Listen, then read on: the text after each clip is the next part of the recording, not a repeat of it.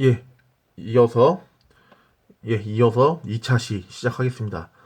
우선 기술사 자격증이 있으면 이제부터 프리랜서 시작할 단계를 말씀드리는데, 가장 먼저 우선 고정 수익을 확보를 해야겠지요.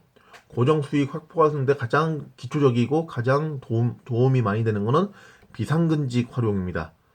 근데 이 부분은 제가 동영상이나 인터넷으로 오픈할 내용이 아닌 것이라 판단이 되어서 이 이상 좀 설명드리긴 난처합니다. 이 부분은 근본 영상에서는 설명을 제외하겠습니다. 예, 그리고 여러 가지 돈벌이가 될 게 있죠. 항상 처음에 나올 때는 마음을 진짜로 독하게 먹어야 됩니다. 돈 되는 건 뭐든 한다. 뭐 이런 식으로 생각을 해야 됩니다. 당장 우리 가족 생계가 중요하기 때문에. 그래서 그 중에서도 보면은 기술사가 있으시다면은 이렇게 기술사 학원 강의도 하나의 수익이 될 수가 있겠습니다. 저 또한 마찬가지로 프리랜서 시작한 초기에는 수입 수단을 확보를 하기 위해서 기술사 학원도 강의를 했었습니다. 그리고 지금은 이제 어느 정도 수익이 안정권에 들어왔고 기술사 학원 강의를 안 해도 충분히 여유가 있기 때문에 더 이상 안 하고 있습니다. 하지만 이제 처음에 하시는 분들은 기술사 학원 강의도 충분히 고려해 보실 만한 사항입니다. 만약에 그 기술사 갖고 계신 보유한 종목이 좀 약간 특화된 종목이라면 충분히 경쟁성이 있고요. 시공기술사, 뭐 안전기술사 등의 좀 단편적인 그런 그 좀 상대적으로 많이 갖고 있는 자격증이라면은 경쟁이 좀 있겠죠. 그래서 그래도 잘 찾아보시면은 그 기술사 학원마다 다 전화해서 물어보십시오. 그 전화해서 또는 이메일 또는 전화해서 물어본다고 해서 손해볼 거 없습니다. 나 몇 회 합격했고 합격 점수가 되게 잘 나왔다. 나 요번에 좀 강의를 좀 하고 싶은데 기술사 학원 거기 그 학원에서 강사를 또 안 되겠냐. 그리고 만약에 이미 다른 교수님이 있어갖고 안 된다면은 우선 특강식으로라도 한번 좀 기회가 되면 불러줘 봐라. 이렇게 부탁해 볼 수 있는 겁니다. 얼굴에 철판 깔아야 됩니다. 돈은 공짜로 주지 않습니다. 그리고 여차하면은 이런 말 하기 뭐하지만 여차하면은 본인께서 직접 기술사 학원을 차리셔도 됩니다. 기술사 학원 차리는 거 그 많이들 하고 있고요. 이것도 하나의 충분한 방편입니다.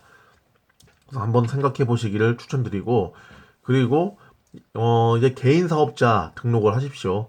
우선은 나중에 사업 규모가 커지고 방향이 확실히 정해지고 그런다면은 법인으로 등록을 해야겠지만은 우선 시작은 개인 사업자라도 시작을 하시는 게 좋습니다. 이 개인 사업자 등록을 하는데 아주 쉽습니다. 아주 간단하고요. 그리고 요거 등록해서 손해볼 게 없습니다. 다른 데 비상근직 걸려 있어도 그 개인 사업자 이중으로 업무 수행이 가능합니다. 왜냐하면은 비상근직에 걸려 있는 거는 어떤 국토교통부 또는 고용노동부에 선임이 되어 있겠죠. 어떤 분야의 책임자로.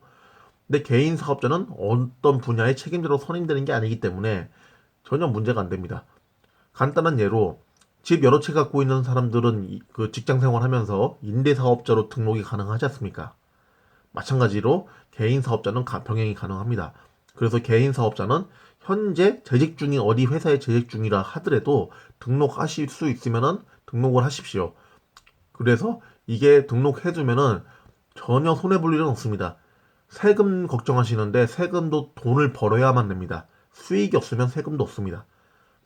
그 개인 사업자가 있으면 어떨 때 좋냐? 여러 가지 장점이 많은데 한 가지만 좀 예를 들어 말씀드리면은 설계심의나 기술 자문 이런 거 자문 위원 같은 거 신청하실 때 예를 들어서 땡땡 건설 뭐 부장이라고 쓰는 것보다 땡땡 기술사 사무소 뭐 땡 대표 또는 뭐 땡땡 연구원 원장 이런 식으로 쓰시는 게 훨씬 더 퀄리티 있어 보이고 쉽게 좋은 평가를 받습니다. 여러 가지 장점이 많은데 그중 하나만 말씀드렸습니다. 단 대기업의 일부 회사 같은 경우는 직원들이 이렇게 돈벌이 하는 것을 방해하고자 임대사업자 등, 즉, 영리를 목적으로 그 다른 겸업을 금지한다라는 취업 규칙이 있을 수가 있습니다. 그래서 인사실 이런 데서는 연말정산을 할 때 이런 다른 수입이 있는 경우에 그 직원을 그 영리 목적의 겸직 위무 위반으로 해고를 시키는 경우도 있긴 있습니다. 그래서 이 본인의 직장에 확인을 해본 후 지금 현업에 있으면서도 사업자 되는데 큰 문제가 없다면은 하루빨리 개인 사업자 등록을 하는 게 좋습니다. 개인 사업자 등록은 실제 세무서 가도 해도 되긴 되는데 그게 더 오래 걸립니다. 엄청 오래 기다려야 되고요. 복잡합니다.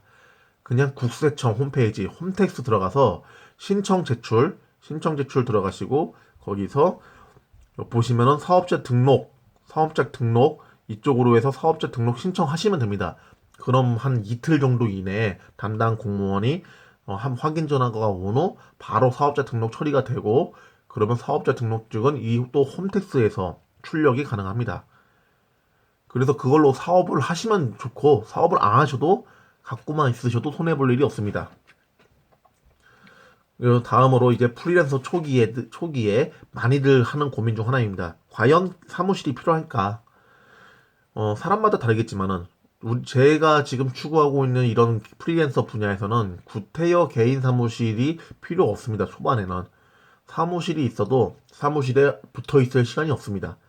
왜냐하면 프리랜서는 당분간은 본인의 활동을 해야지만 수익이 나오지 않습니까? 그렇기 때문에 본인이 활동을 해야지 사무실에 앉아있을 시간이 없습니다. 그래서 괜히 비싼 돈 주고 사무실을 임대하실 필요는 없다고 생각합니다. 주변에 다른 지인분이 계셔갖고 그 사무실이 저처럼 이렇게 책상 하나 얹혀놓고 얹혀 쓸 수가 있다면은 그냥 뭐 일주일에 하루 이틀 정도 시간 여유 될 때 책이나 읽고 공부나 좀 하고 할 수 있겠죠. 근데 그게 아닌 이상에는 구태여 사무실이 필요 없다고 생각합니다. 그래서 사업자 등록 같은 거 할 때는 다 집 주소로 가능합니다. 자문위원 이런 것도 가능하고요. 그래서 제가 봤을 땐 구태여 사무실 필요 없고 집 주소로 하시면 될 것 같고요. 사무실 임대료만도 꽤 나갑니다. 아무리 그 구닥다리 낡은 상가 건물 뭐 이런 거 2층, 3층이라고 하더라도 월 20에서 30만 원의 임대료로 나갈 것이고 그렇기 때문에 꼭 사무실을 갖고 싶다면은 오피스 빌딩 이런 데가 있습니다. 월 3, 40만 원 내면은 조그만 한 평짜리 또는 두 평짜리 사무실을 내주고 거기에 에어컨, 책상 같은 집기는 다 있고 본인이 컴퓨터만 가져오면 되는 거죠. 거기에 또 이제 팩스나 복사기, 냉장고는 공동으로 사용하고 이런 거 월세처럼 원룸식으로 그런 거를 이용하신 거를 구태여 하신다면 추천을 드립니다. 하지만 차라리 이 돈 아껴갖고 이 돈을 집에 그 와이프분에게 생활비에 덧붙여 쓰라고 돈을 주시는 게 와이프분이 더 좋아할 것이라 생각을 합니다. 본인이 판단하실 일이고 그리고 이제는 개인 프리랜서를 시작하셨으니까 명함을 만드셔야 됩니다. 명함. 우리가 직장인으로서 사회인으로서 첫인사는 명함 교환입니다. 명함 교환. 예전에 시공사 다닐 때, 뭐 회사 다닐 때 썼던 명함은 이제는 쓸 수가 없죠. 그 본인만의 명함을 만드십시오. 본인만의 명함 만드실 때 명함은 이제 본인의 어떤 얼굴입니다. 얼굴이고 본인의 어떤 이력서라 볼 수 있겠죠. 명함 한 장으로 선생님이 갖고 계신 장점과 주력 분야, 그리고 하시고 계신 업무 이런 게 모두가 표현이 돼야 됩니다. 명함 작성 방법은 우선은 여러 가지 방법이 있겠지만은 그냥 업체에다가 돈을 비싸게 주고 알아서 디자인까지 다 시키는 방법도 있고요. 저 같은 경우는 제가 한글에서 이렇게 개략적인 디자인은 편집을 했습니다. 아주 이쁘게 안 해도 됩니다. 이렇게 제 개략적인 제 디자인을 편집하고 인터넷 검색해 보면은 명함 제작해주는 그런 사이트가 많습니다. 뭐 여러 군데 좋은 데가 많은데 제가 써본 바로는 여기가 괜찮았습니다. 그래서 여기 인쇄코리아라는 홈페이지에서 신청하게 되면은 약 3만 원 정도면은 500매 정도 명함 제작이 됩니다. 그래서 여기서 일부 그 완전히 이쁜 그래픽은 아니지만은 일부 좀 이쁘게 좀 해주세요라고 하면은 손을 봐서 이런 식으로 만들어 줍니다. 즉 이렇게 제가 초안 준 거를 거기서 디자인을 통해서 이렇게 제작을 해줍니다. 그리고 제 개인적인 생각인데 뭐 국제적으로 사업을 하실 게 아니라면은 구태여 영문 명함은 필요가 없을 것 같습니다. 대부분 보시면은 전면부는 한글, 후면부가 영문 명함으로 되어 있는데 국내에서 어차피 사업하실 거라면은 영문 명함은 불필요합니다. 제 경험상. 그래서 저는 차라리 이 후면부에는 제 약식 이력서를 넣었습니다. 저의 실무 경력 그리고 대외 활동하고 있는 것들을 넣어서 제 프로필 자료로 활용하고 있습니다. 그리고 이 명함 같은 거는 이제 작성하신 다음에 항상 휴대폰에다가 사진으로 사업자 등록증도 마찬가지고요. 명함도 마찬가지고요. 휴대폰에다가 항상 보관하고 계십시오.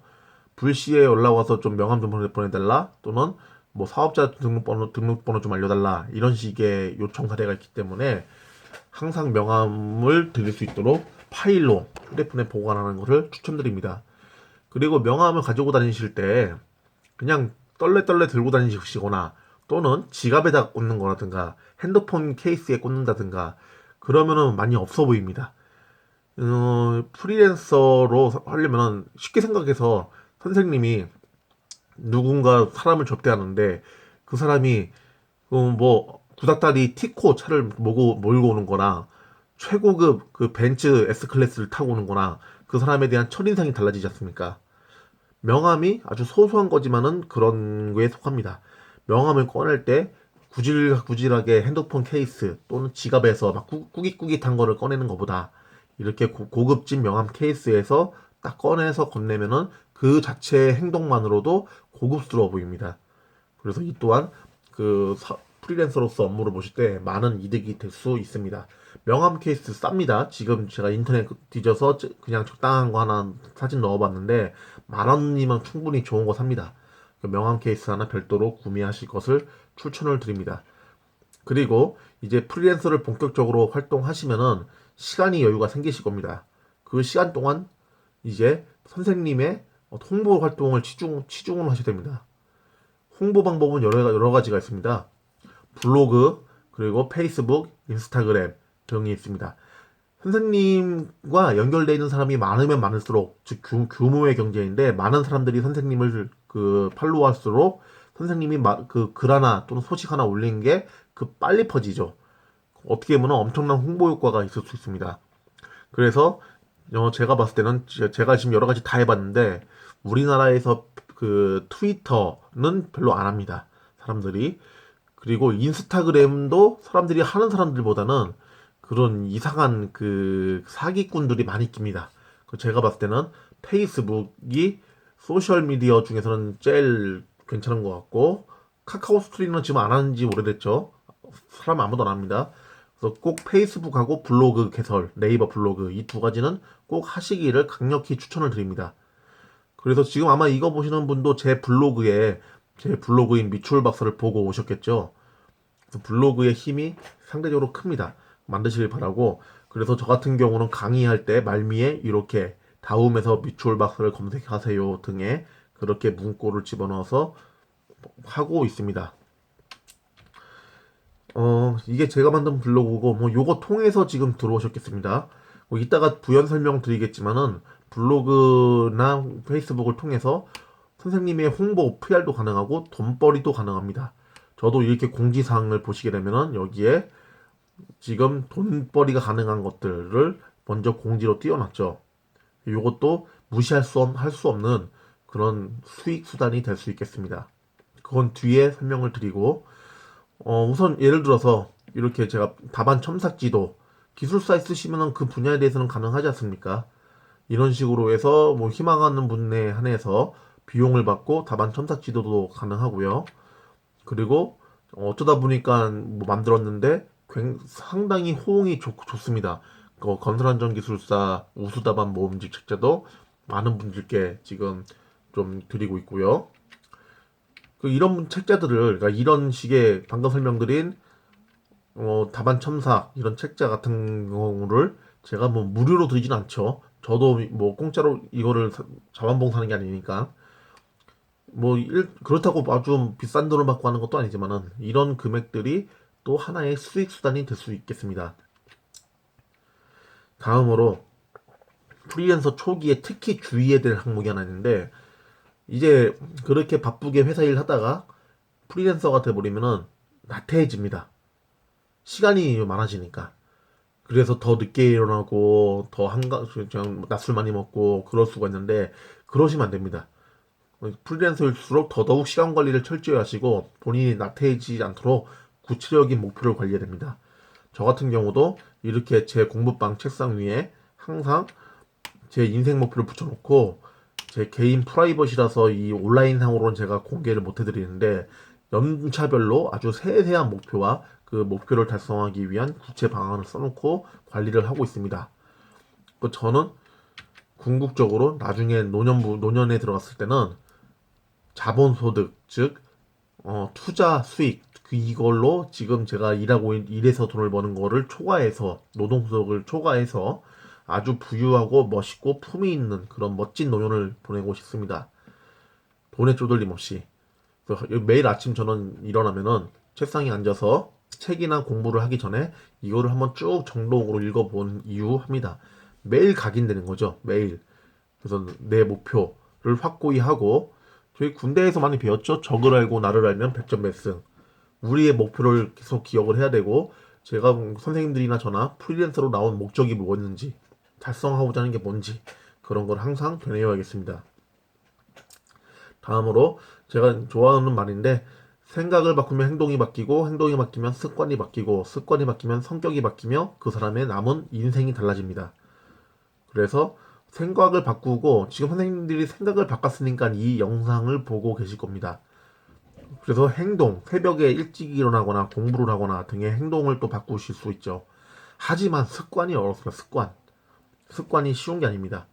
그래서 습관을 들이기 위해서 조언을 드리자면은 같은 시간대 같은 행동을 23일 반복하면은 최소한 그 행동에 거부감이 없어진다고 합니다. 그리고 60일을 반복하면은 드디어 습관이 형성된다고 합니다. 책 읽기든 공부하기든 새벽에 일찍 일어나기든 좋은 습관을 들이고 싶으면은 이거를 한번 적용해 보시는 것을 추천드립니다. 다음으로 저는 제 책상 앞에 이 부분을 비전보드라고 부릅니다. 아까 봤던 사진은 작년도에 배치였고 이거는 방을 안방으로 옮겼습니다. 저는 제 집이 사무실이니까 안방에 이렇게 제 사무실 개념으로 쓰고 있습니다. 저는 이 벽면에다가 비전보드라 해서 제가 이루고 싶은 목표를 구체적으로 적어서 붙여놓고 매일 쳐다보며 동기부여와 자극을 받고 있습니다. 우선 이쪽에 보이시는 거는 아까 설명드렸던 제 인생 목표고요. 나머지 옆에 있는 것을 말씀드리자면은 이 두 개를 설명을 드려보겠습니다. 이거는 제가 궁극적으로 저는 대학 교수가 되고 싶습니다. 강단에 서서 대학 교수가 되고 싶습니다. 물론 돈은 그걸로 돈을 벌겠다는 게 아닙니다. 돈은 이런 프리랜서 활동과 그리고 투자 수익으로 돈을 충분히 먹고 사는데 문제 없게끔 벌 거고요. 대학 교수는 명예를 위해서인 거죠. 그래서 어디 가서 제 아들들이네 또는 누구가 얘기할 때 저는 대학 교수입니다 라고 말할 수 있도록 되는 게 목표입니다.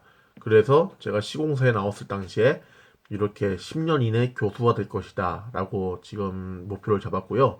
제가 시공사 했을 때 한번 견학 온 학생들 앞에서 강의를 한 적이 있었습니다. 그때 그 사진을 걸어놓고 이러고 이 사진은 인터넷상에서 어떤 대학 교수님이 강의하는 사진을 구해서 제가 거기서 강의하는 것을 얼굴만 오래 붙여가지고 예, 그렇게 해서 상상으로 만들어 놓은 겁니다. 이때의 기억을 떠올리면서 나도 언젠가는 이렇게 대학 강단에서 강의하는 멋있는 교수가 될 것이다 라고 항상 스스로 되뇌이고 있는 거죠. 물론 지금도 교수로서 있지만은 지금은 이제 전임 교수가 아니라 각종 교육기관의 외래 교수, 외래 출강만 하고 있기 때문에 정식 교수는 아니죠. 그래서 언젠가는 저도 전임 교수가 될 것입니다. 이런 목표를 매일 아침마다 쳐다보면서 되뇌이고 있습니다. 요거는 좀 말씀드리기가 민망한데 제 차가 좀 안 좋았습니다. 제 차가 아반떼 HD였는데 차 구매한 지 12년 차입니다. 근데 토목 현장에서 있다 보니까 뭐 현장 타고 몇 번 나가기도 했고요. 차가 완전히 썩었죠. 그래서 요즘 이제 프리랜서 나오고 나서 주행을 하다 보니 고속도로에서는 차가 폭발할 것 같더라고요. 그래서 차를 어차피 바꿀 때도 됐으니까 바꾸고자 하는데 좀 이렇게 좀 대형차 좀 뽀대 있는 그런 차로 바꾸고 싶었습니다. 그런데 그 대형차 중 제일 싼 게 바로 이 제네시스 G80입니다. 너무 바꾸고 싶은데 돈이 없으니까 프리랜서 초기에는 그래서 이렇게 대형차를 사고 싶은 마음에 이걸 벽에 걸어두고 매일 아침마다 이거를 보면서 세뇌를 시켰습니다. 자기 최면. 저는 그래서 이거는 제가 대학교에서 강의할 때 그때 토목과 사무실 앞에서 찍은 건데 이렇게 멋진 고급차를 타는 멋있는 교수가 될 것이다 라는 논리로 매일매일 쳐다보면서 자기 최면을 걸었고 그 결과 목표를 달성할 수 있었습니다. 사람은 뭔지 무언가 하나를 골똘히 생각하고 있으면은 어느 순간 불현듯 그거에 대한 해답이 나옵니다. 대책이 딱 나옵니다. 생각의 힘이죠. 세부적인 내용은 제가 더 이상 설명드리기 개인적인 내용이라서 설명드리기 힘들고요. 지금은 목표를 달성해서 이 부분은 이뤄냈습니다. 그리고 아까도 얘기했던 자기 관리와 일맥상통한 내용인데 부지런한 새가 먹이를 많이 잡습니다. 프리랜서로 나오셨으면은 시공사 다닐 때보다 더 일찍 일어나셔서 더 부지런히 활동하셔야 됩니다. 저는 맨날 새벽 4시에 일어납니다. 새벽 4시에. 그래서 해가 뜰 무렵, 요즘 같은 경우는 한 6시 한 50분? 7시 정도면은 약간 이제 이렇게 좀 발그스레해집니다. 이럴 때 저는 운동 겸 산책을 나갑니다. 이 달을 바라면서 나가서 이렇게 저희 집 뒤에 있는 공원을 걷습니다. 걷기도 하고 뛰기도 하고 그러면서 여러 가지 고민이나 생각이 있을 때 그런 생각을 그냥 걸으면서 계속 생각을 합니다. 그러면 불현듯 어느 순간 그 고민에 대한 답이 어떤 해결책이 딱 나타납니다. 그런 경우를 엄청 많이 느꼈습니다. 그래서 이렇게 생각할 수 있는 시간, 산책을 하면서 그럼 매일 아침에 일출하는 태양에 전기도 받고 매일 다짐도 새롭게 할 수 있고 이런 활동을 프리랜서 초기에는 추천을 드립니다. 그리고 이제 프리랜서 초기에는 여기저기 자문위원, 심의위원 등을 신청을 해야겠죠.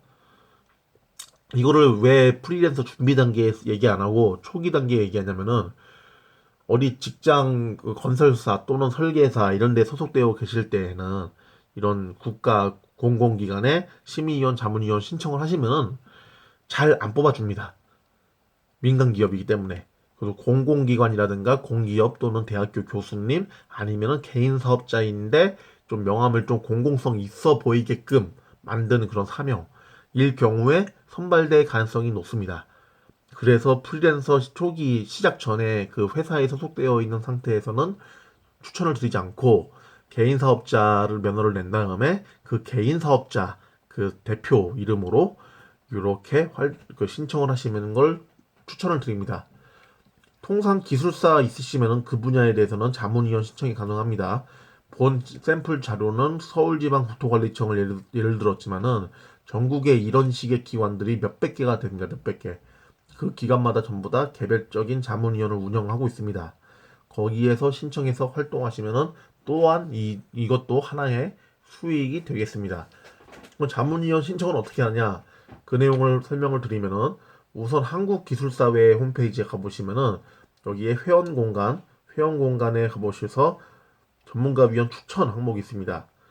여기를 가보시면은 각종 자문위원회 이런 뭐 위원 선발에 관련해서 기술사회에 요청 온 것들이 쭉 떠 있습니다. 관련 분야 있고요. 관련 그 요청한 기관이 있고요. 여기서 본인이 해당하는 기관, 해당하는 부서의 그 사이트 접속해서 신청하시면 됩니다. 그리고 또 다른 데로서는 건설기술인 협회에도 가능합니다. 이 공지사항에 보게 되면 가끔 기술사회만큼은 아니지만은 가끔 자문위원 이런 거 모집 공고가 나옵니다.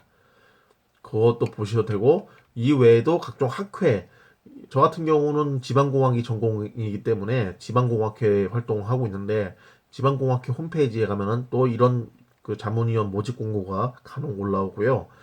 구조 또는 수리 또는 건축이든 관련된 학회나 협회에 또 올라가 보시면은 자문 활동 요청이 있을 수가 있습니다. 그래서 자문위원회 신청할 때 각 기관마다 조금씩은 다르지만은 대부분의 기관이 엄청 까다로운 그런 사실 검증이 되는 뭐 마치 회사 경력직 입사 서류 이 정도로 요구하지는 않습니다. 간단한 이력서 수준만 요구를 합니다.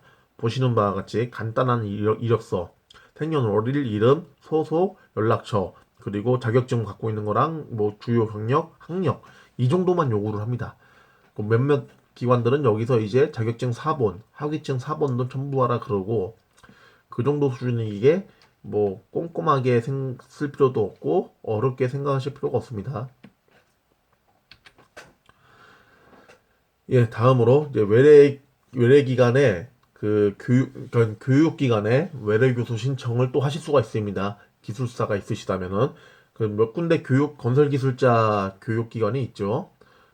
우선은 건설기술교육원 홈페이지에 접속을 하시면은 이 교육원 관련된 교육 안내 항목 중 맨 밑에 외래 강사 초빙 항목이 있습니다. 이 사이트로 들어가서 여기 양식에 맞춰서 이력서, 강의 계획서 작성해서 여기에 업로드 시켜서 등록을 해두시면은 그쪽에서 내부적으로 검토 후에 적절한 출강이 필요하다 싶으면은 연락을 줍니다. 언제 출강할 수가 있냐? 그러면 그때 연락이랑 일정 조정해서 출강을 하시면 되겠습니다. 그리고 참고로 건설기술교육원 같은 경우는 인천에 있습니다. 그리고 건설산업교육원이라고 아예 다른 기관입니다. 같은 업무를 보고 같은 교육기관인데 아예 다른 기관입니다. 요거는 서울 양재역에 있습니다. 그래서 이거 같은 경우도 본인이 관련된 내용 여기 모집 공고 써놨죠. 제가 책자를 PDF 파일로 드릴 거니까 여기에 나와 있는 그 담당자 이메일로 이제 어떤 교환이라든가 초안, 강의 계획서 이런 것들 준비해서 제출을 드리면은 거기서 검토 후에 출강 요청을 할 것입니다. 그리고 만약에 이 영상을 보신 분이 저에게 도움을 받고 싶다면은 그러니까 저에게 개별적으로 연락을 주시면은 제가 여기서 쓰이는 양식들이라든가 샘플 사례들을 같이 공유 들어볼 수 있겠습니다. 그리고 이제 프리랜서를 시작했으니까 시간 여유가 생길 겁니다. 그럼 그 시간 여유 때 아까와 마찬가지로 더 많은 인맥을 구축해야 됩니다. 같은 얘기지만은 혼자서 할 수 있는 게 아무것도 없습니다. 항상 사람 관계, 사람이 추천해주고 소개해주고 해야만 됩니다. 그래서 이번에는 학회, 협회 활동을 좀 가급적 많이 하시기를 추천드립니다. 학회, 협회에 활동하시는 대부분의 분들이 교수님들, 박사님들, 그리고 대표자분들이죠. 이분들하고 어울려고 인맥을 터두면은 절대 손해볼 게 없습니다. 그리고 이런 학회협회에서 좀 친해져서 각종 위원회 활동을 하시게 되면 뭐 기본적으로 식비라든가 뭐 어떤 그 교통비 정도는 받을 수가 있죠. 큰 돈 안 들이고 다양한 인맥을 구축할 수가 있습니다. 그래서 이런 기술사회, 집 학회, 협회 활동에 많이 참여해 보시기를 추천드립니다. 그리고 법원 공사비 감정인도 하나의 수익 수단이 될 수 있습니다. 법원 공사비 감정인은 공사비 관련해서 소송이 걸려서 재판을 할 때 판사, 검사, 변호사 요분들이 공사비 내역을 모르지 않습니까? 그런 거를 이 공사비 청구한 게 적정하냐, 요거 하자라고 뭐 고소했는데 이게 정말 하자가 맞냐, 이런 부분을 전문가가 감정을 해주는 제도입니다. 이 수익이 잘하면은 한 이틀에 한 건 잘 취득하면은 이틀에 1,000만 원 돈 정도 수익이 될 수가 있고요. 토목은 그렇게 일이 많진 않지만은 건축 쪽으로는 매우 많습니다. 그래서 이걸 듣고 계신 분이 건축 쪽 전공이시면은 이 법원 감정인 쪽도 프리랜서의 한 분야로 알아보시는 게 좋겠습니다. 여기서 제가 한 가지 말씀드리면은 프리랜서 활동하실 때 어떤 거 하나만 한다 생각하시면 안 됩니다. 여러 가지 항목들을 조금씩 다 한다고 보시면 됩니다. 쉽게 생각해서 어떤 한 분야에서 월 1,000만 원을 벌겠다라고 하시면 안 되고 한 분야당 월 100만 원씩 10개 분야를 설립하겠다라는 생각을 하셔야 됩니다. 그래야지 갑작스럽게 그 어떤 한 분야 일이 줄더라도 나머지 수익이 유지될 수 있는 거죠. 이거 같은 경우는 법원 공사비 감정인은 매년 9월 1일부터 9월 말일 중에 대법원 홈페이지에서 등재 신청이 가능합니다. 그래서 선발되면 12월 연말에 결과가 나오고요. 그러면 그 다음에 1년 동안 감정인 후보자로서 선정되어 있는 거고, 이렇게 본인이 신청한 법원에 대해서 감정이 나옵니다. 그러면은 그 신청한 법원에서 이런 재판들이 걸렸을 때 이렇게 저한테 감정인 후보자 선정이 되면은 연락이 옵니다. 그래서 후보자 선정이 되었으니까 이 통지서를 받은 날로부터 10일 이내에 견적서 등을 제출해라 라고 연락이 오고요. 이렇게 해서 견적을 내서 제출을 하면 되겠습니다. 제출을 할 때 뭐 세부적인 거는 해보시면 이해가 하실 겁니다. 근데 저 같은 경우는 토목 전공이기 때문에 토목공사는 이렇게 재판으로 가는 경우가 많지가 않기 때문에 있다 치더라도 일반 개인이 감정하고 이럴 수가 없겠죠. 워낙 규모가 클 테니까. 그래서 그렇게 후보자로만 선정이 되어봤지 제가 실제 감정인 업무를 수행해보지 못했습니다. 아직. 이런 길이 있다고만 말씀드릴 수가 있겠고 세부적인 설명은 좀 어렵겠습니다. 여기 세부적인 내용은 제가 봤을 때 건축에 계신 분들은 그 정말 이 법원 감정인 해볼만 할 거라 생각합니다. 다음으로 항상 지속적인 자기 개발을 해야 됩니다. 자격증을 추가 취득할 수 있는 건데 뭐 항상 고인물은 썼고 구르지 않는 돌은 이끼가 낍니다.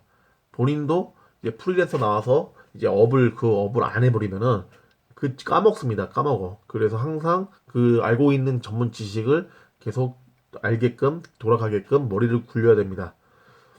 뭐 그래서 그와 관련된 취지로 뭐 유망한 자격증 몇 개 소개를 좀 해드릴까 합니다. 산업안전지도사라고 이 자격증이 있으면은 산업안전보건법에 위거해서 고용노동부에 관련된 건데 산업법에 명시되어 있는 건설안전기술사가 할 수 있는 일은 다 할 수가 있습니다. 즉 기술사가 아닌데 기술사만큼 인정을 받는 자격증인 거죠. 시험은 1년에 한 번 보고요. 1차 시험 3월에 보고 2차 시험 5월, 3차 시험은 그 8월에 보고 1차 시험은 객관식입니다. 3개 과목이고 평균 60점 이상이면 합격입니다. 그리고 기술사가 있으시다면 이 중 과목 면제가 가능합니다. 안전기술사가 있다면 1번, 2번 과목 면제되고요.